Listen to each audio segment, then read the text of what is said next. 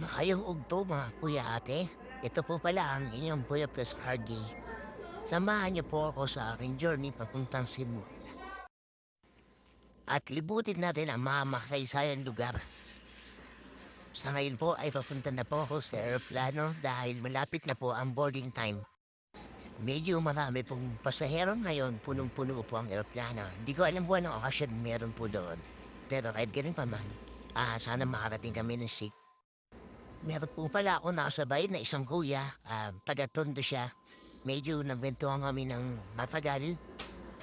Kasama niya yung family niya, mag-expend lang sila ng vacation doon.